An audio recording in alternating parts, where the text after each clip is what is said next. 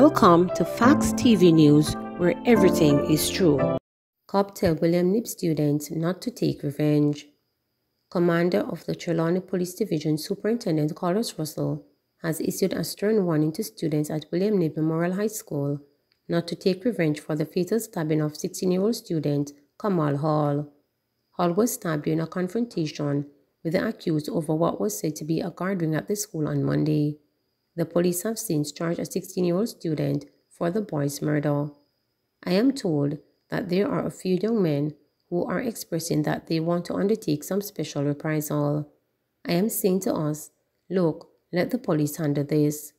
The young man concerned is already in our custody, and we are asking you just to behave and conform with the rules of your school and not to get yourselves involved in any form of violence and criminal activities, Superintendent Russell said in an address to the students at the school's General Assembly on Tuesday.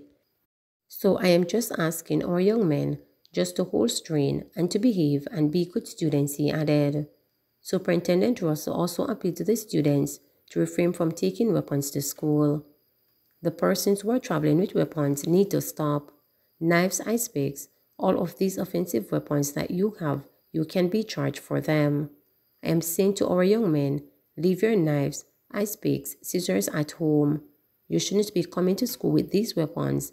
The police will be searching you, said the police superintendent.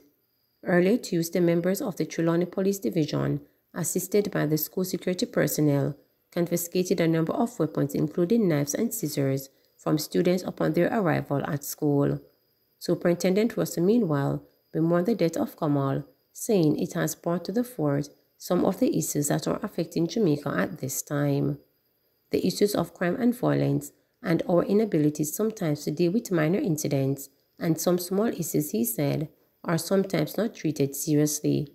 And I am just saying to you students, a soft answer turneth away wrath. We just need to control our emotions. Sometimes we know that we are provoked. Sometimes things happen.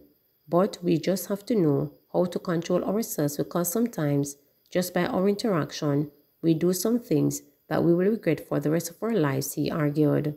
Now we have someone that is dead, and we have another young man in custody. I don't think that that's what he wanted. I don't think he would want to kill Kamal, but he reacted in an angry manner to a situation, and I'm saying that split second reaction has changed his life forever. You are here, and I hope you are listening, because this is how your life can also be changed. If you are charged for something like this, your ambition will be gone in the wind. Try and control your temper. Try and control your actions. On Tuesday, representatives of the Child Protection and Family Services Agency and the Victim Service Division conducted grief counseling at the school. They also accompanied the police to the homes of the family of the accused student and the victim at the Clarkstown and Deeside homes respectively. Royal visit breaks stress at Spanish Town Hospital.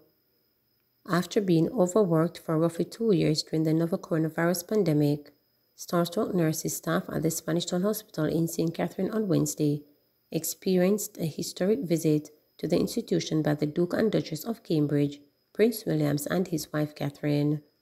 The Prince and Catherine are visiting Jamaica to celebrate William's grandmother, Queen Elizabeth's 70th year as the Queen of England and the Commonwealth. Prince William, along with the Minister of Health and Wellness, Dr. Christopher Tufton, unveiled a plaque at the institution to mark the historic visit. Reminiscing on the rough times she has had throughout the pandemic, the hospital's departmental nurse manager and coordinator of the maternity unit, Janelle Hendricks-Graham, said the staff was indeed lucky to be able to interact with members of the British royal family. Hendricks-Graham was also very impressed by Catherine's friendliness. This was my first time meeting a prince. We were looking forward to it, and the fact that it came to fruition was a good feeling. It is indeed a historic visit. We at Spanish Town Hospital are elated and feel very special. They could have chosen other hospitals to visit, and the fact that they came here, we are special, she told reporters before adding that the royal husband and wife, who were appropriately attired for the occasion, succeeded at boosting their morals. It has motivated the staff because we put all into it to make this visit come off the way it did, she said. Further, Noreen Roberts, a nurse at the Spanish Town Hospital for 28 years, noted when she started working there she never had imagined that she would have met a real prince. I am feeling very excited knowing that I am a part of this history in the Spanish Town Hospital.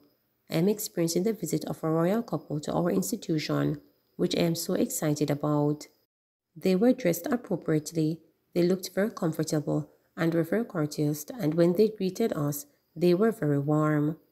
The prince spoke to us and encouraged us as frontline workers to keep up the good work. I feel really appreciated because our workers work very hard, especially with a lack of resources, and we have to try and use the equipment and supplies that we have here to meet the pandemic. This is really amazing, she said.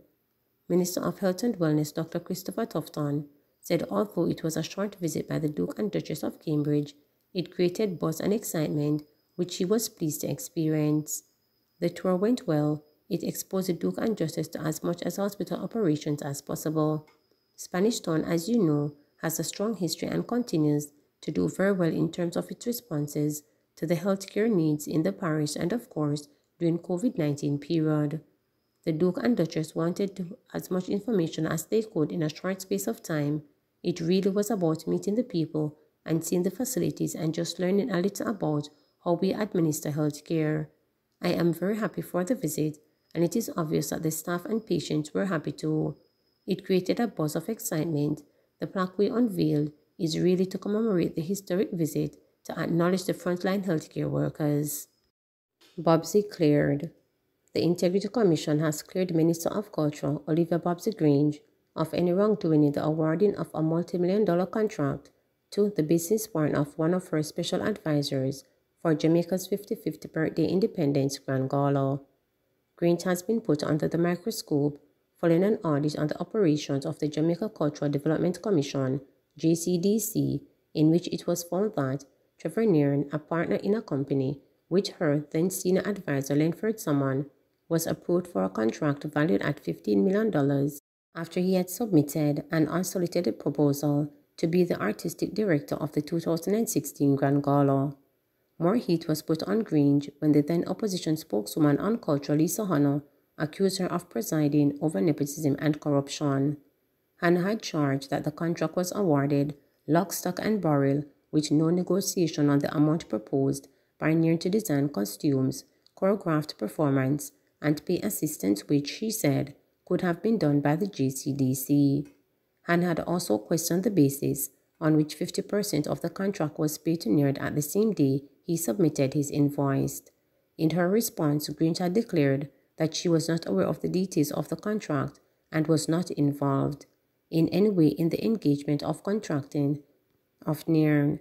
This was handled by the JCDC management team, whose prerogative it is to enter into contracts on behalf of the Commission. In a report tabled in Parliament on Tuesday, Director of Investigations DI and the Integrity Commission, Kevin Stevenson, vindicated Grange. The DI said he had seen no evidence to indicate that Grange was directly involved in the procurement, award and/or execution of the referred contract. Stevenson also cleared Salmon, one of Nairn's partners in Jambiz International.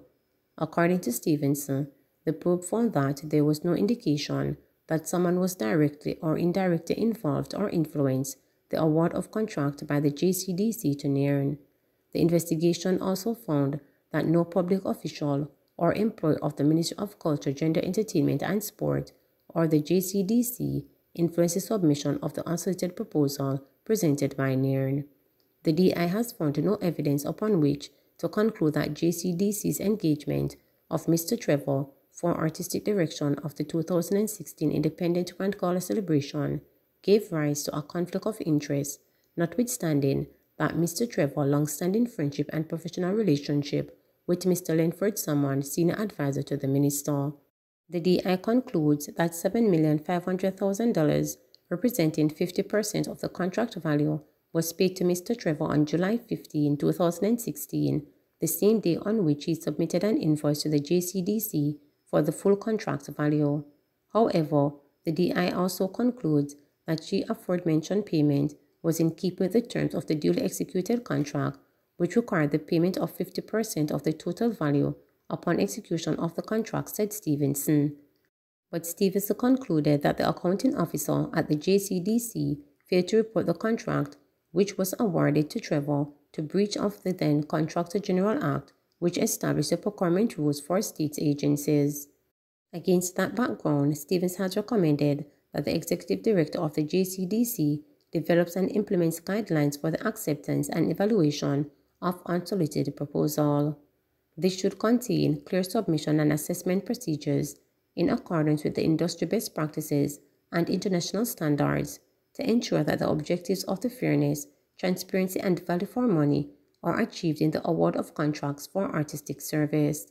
He also recommended that the Grange-led Minister of Culture, Gender, Entertainment and Sport issued a policy directive to the entities that would fall under its control to develop and implement specific procurement guidelines in accordance with industry standards and best practices in relation to the procurement of artistic and cultural performance services, as well as product and services associated with cultural production. The DI's recommendation is premised on the absence of a definitive procurement procedure governing the procurement of cultural products and services by the JCDC.